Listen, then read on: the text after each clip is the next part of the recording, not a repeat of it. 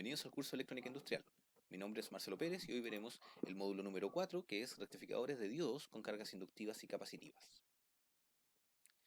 El principal efecto de una carga inductiva es que el inductor tiende a mantener la corriente circulando a través de él.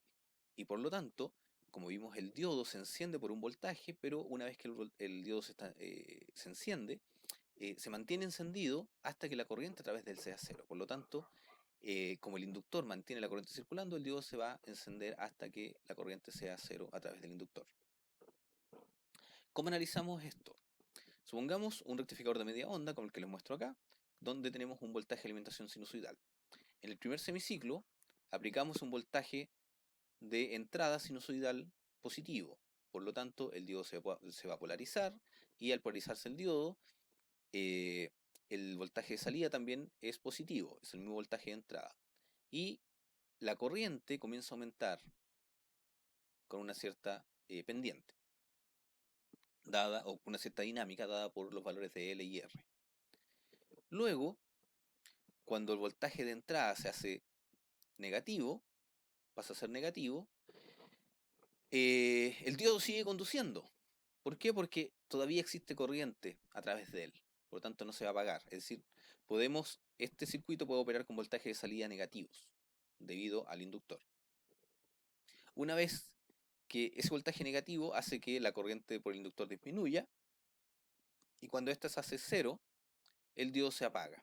A ese punto, cuando la corriente se corta, le llamamos ángulo de extinción de corriente, que es el punto en el cual la corriente se hace cero. Este ángulo de extinción depende principalmente del valor de la inductancia. Mientras más grande la inductancia, más grande va a ser el ángulo de extinción. ¿Cómo aplicamos esto a un rectificador de onda completa? Para esto vamos a analizar qué es lo que pasa a lo largo de dos ciclos de operación. Primero, en el primer ciclo de operación vemos que se aplica un voltaje de entrada positivo. En ese semiciclo se polariza el diodo 1 y el diodo 2. Por lo tanto, se aplica un voltaje positivo a la salida y la corriente de salida crece desde un valor 0, que es el valor inicial, a un cierto valor dado. Luego, en el semiciclo negativo, el voltaje se hace negativo, el voltaje de entrada.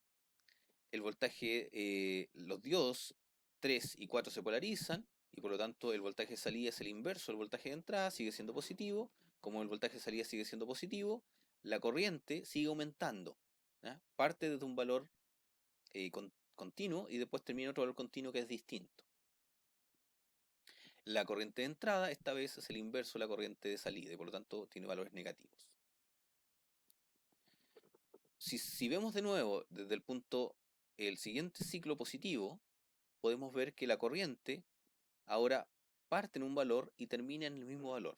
Es decir, aquí llegamos a un estado estacionario.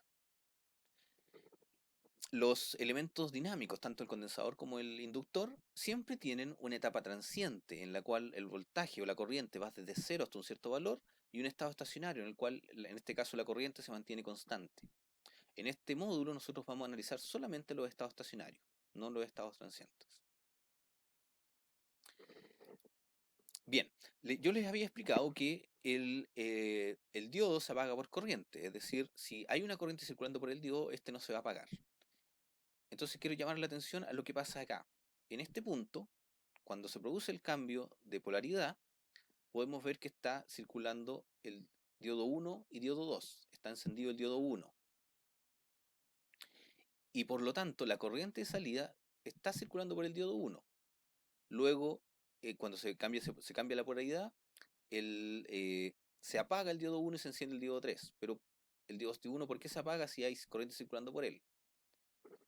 Eso se explica porque cuando yo enciendo el diodo 3, aquí en el ángulo pi, ¿cierto?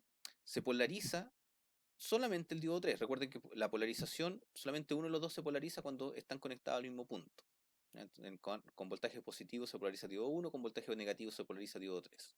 Entonces, cuando se polariza el diodo 3, la corriente por el diodo 3 aumenta rápidamente.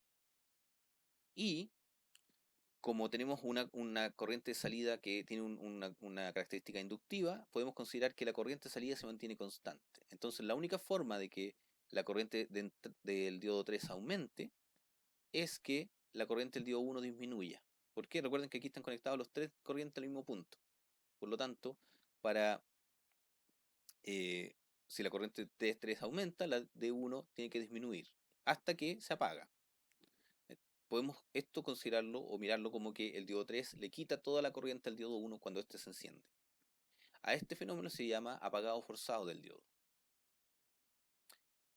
Y sucede efectivamente ahora con los diodos con la carga inductiva.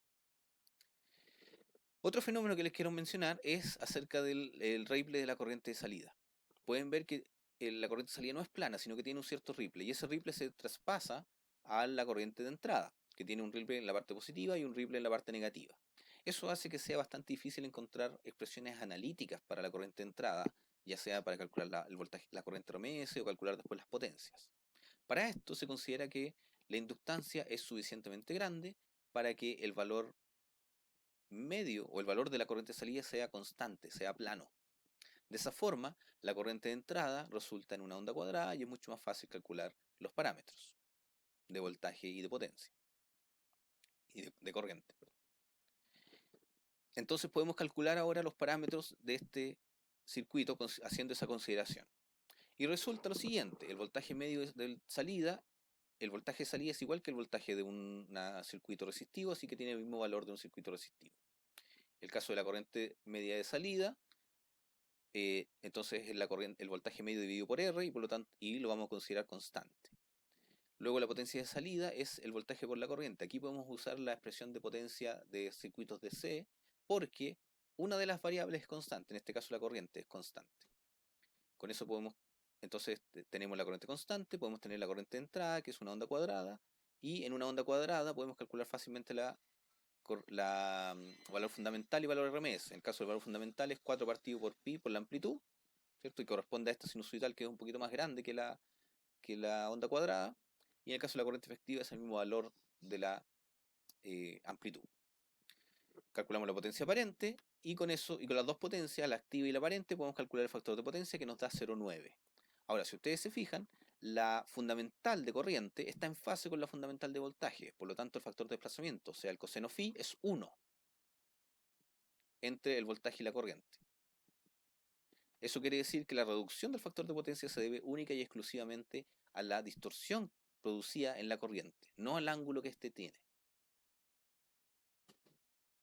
Veamos cómo esto lo aplicamos entonces a un rectificador trifásico.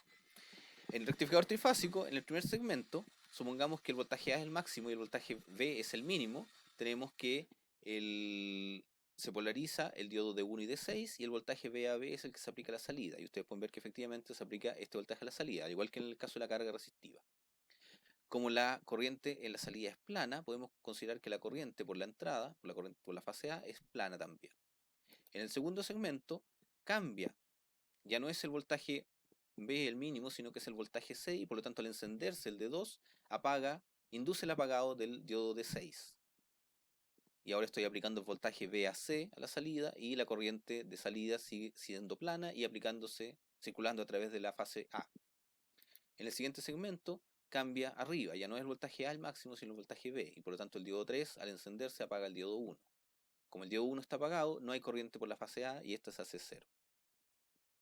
Entonces podemos ver que la corriente, la forma donde la corriente acá es una señal cuadrada que es positiva a 120 grados y negativa a 120 grados y el resto del tiempo es 0.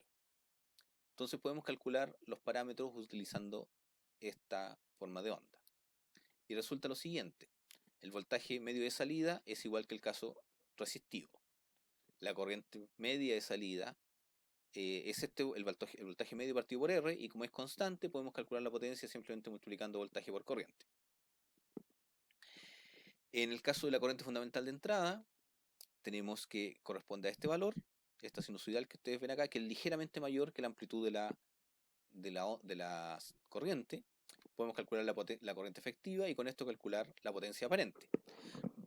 Recuerden que en los circuitos trifásicos, en la parte alterna, para calcular las potencias en la parte alterna, siempre tenemos que tener el factor 3, porque calculamos la corriente y voltaje por fase, y luego, como son 3 fases, hay que multiplicarlo por 3.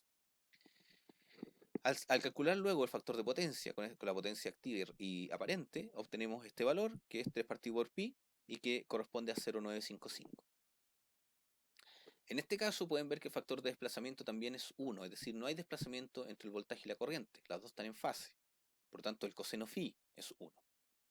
Pero el factor de desplazamiento, perdón, el factor de potencia, como es menor a 1, toda la reducción que se produce debido a la distorsión de la corriente. Es decir, a que la corriente no es una sinusoidal, sino que es una onda con un pulso cuadrado positivo y un pulso cuadrado negativo.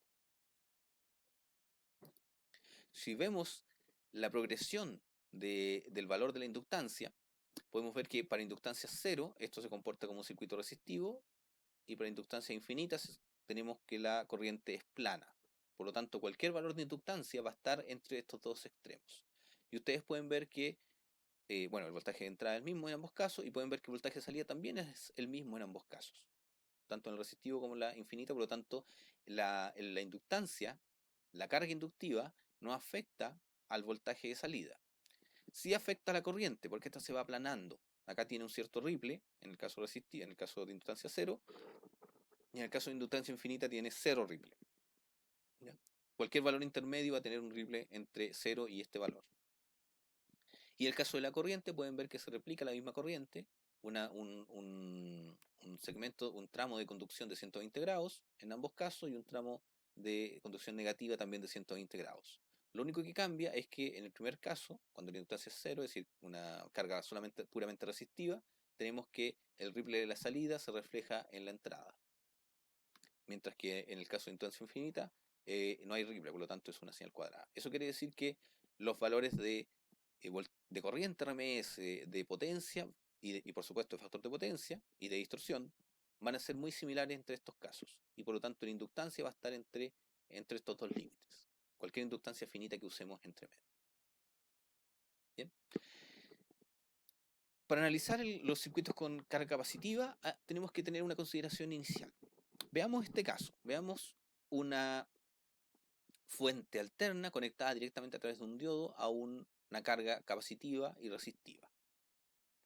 Vamos a considerar que la capacitancia, el circuito está funcionando ya en un estado estacionario, es decir, hay un voltaje de salida dado por el valor del condensador. Y el voltaje de entrada comienza, por supuesto, en un valor de 0. Cuando el voltaje de entrada aumenta, hay un punto en el cual el voltaje de entrada se hace igual al condensador, y por lo tanto en ese punto recién el diodo se polariza. Antes estaba abierto, antes no había corriente de entrada. En ese punto entonces el diodo se polariza, y como existe una gran variación en la derivada del voltaje del condensador, se produce una gran corriente, que ustedes pueden ver aquí, un gran pic de corriente inicial.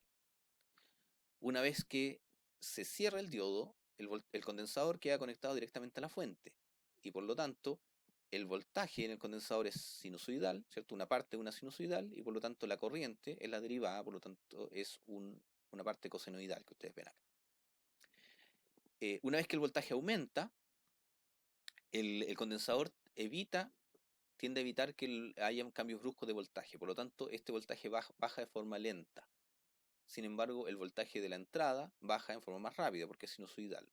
Entonces, en un momento, este voltaje de entrada es menor que el voltaje del condensador y el diodo se apaga. Y podemos ver aquí que efectivamente la corriente disminuye, y como el diodo se apaga, la corriente de entrada se hace 0. Durante todo el resto del periodo, la fuente está desconectada de la carga, y esta carga está alimentada únicamente por el condensador, lo que hace que el voltaje del condensador disminuya lentamente.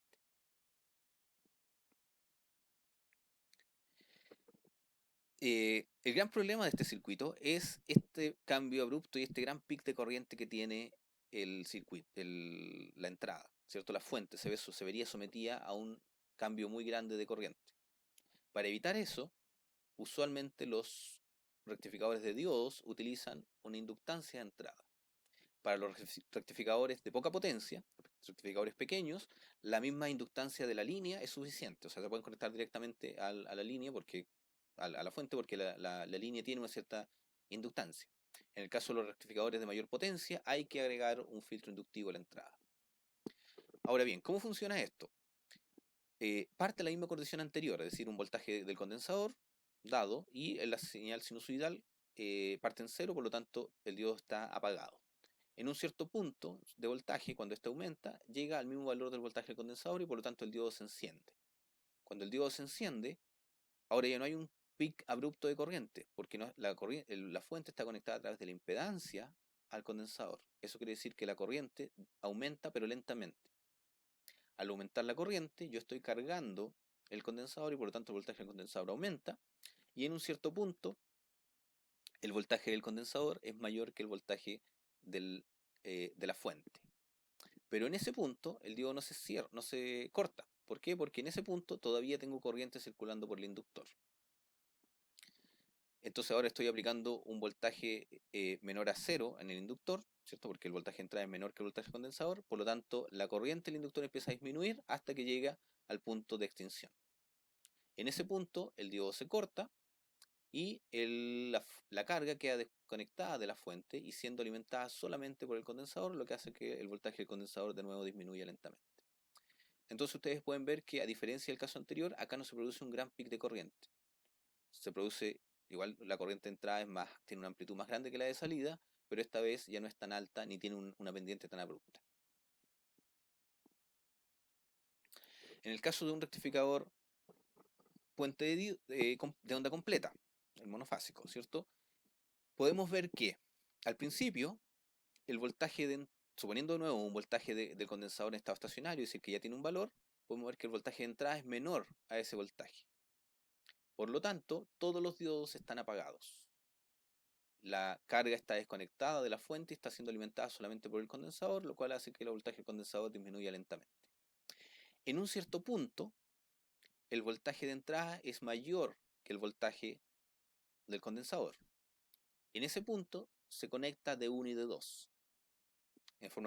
Entonces queda el voltaje, la carga, perdón, queda conectada a través del inductor a la fuente y por lo tanto la corriente de entrada empieza a aumentar, el voltaje del condensador empieza a aumentar porque lo estoy cargando con esa corriente y luego hasta que es mayor que el voltaje de entrada. En esa condición la corriente de entrada empieza a disminuir hasta que se extingue.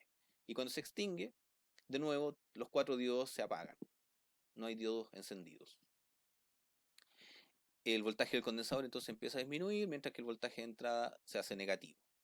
Luego, cuando el voltaje de entrada negativo es menor que el valor negativo del voltaje del condensador, se encienden los diodos de 3 y de 4.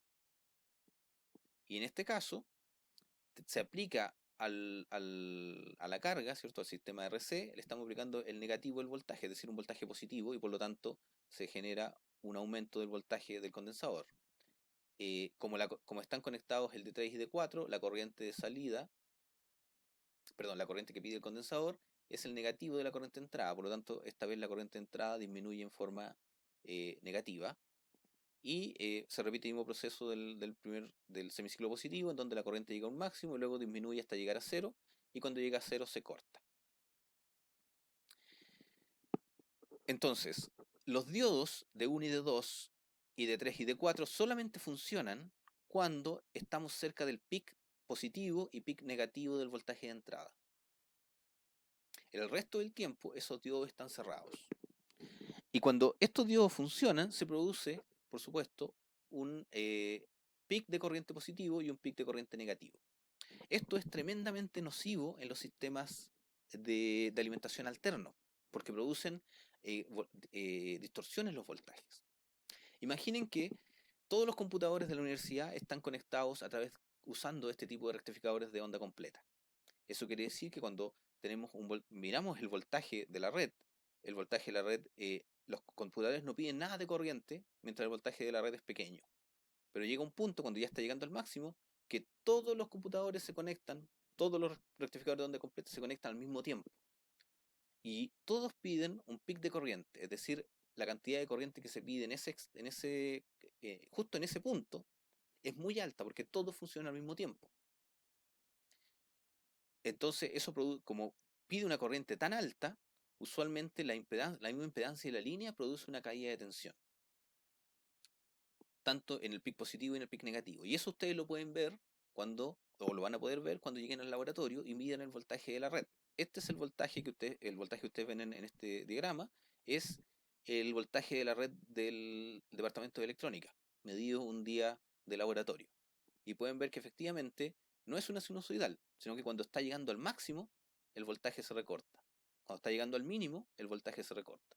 Y eso es por efecto de todos los computadores que están conectados a esa red. Y de hecho ustedes pueden ver aquí, no se ve muy bien en la corriente abajo, pero ustedes pueden ver que hay un pequeño pic justo en el máximo. Cuando el voltaje se recorta, hay un pequeño pic de corriente, el resto es cero y después hay un pic negativo cuando el voltaje negativo.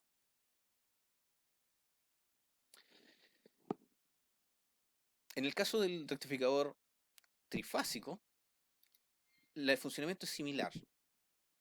Es decir, el, cuando el voltaje de entrada, pero esta vez entre líneas, es menor que el voltaje del condensador, es decir, aquí, no hay corriente circulando por la fase A y los diodos están desconectados. Luego, cuando el voltaje VAB, que es el que enciende de 1 y de 6, es mayor que el voltaje del condensador, se enciende de 1 y de 6 y por lo tanto hay una corriente circulando por IA que circula hasta que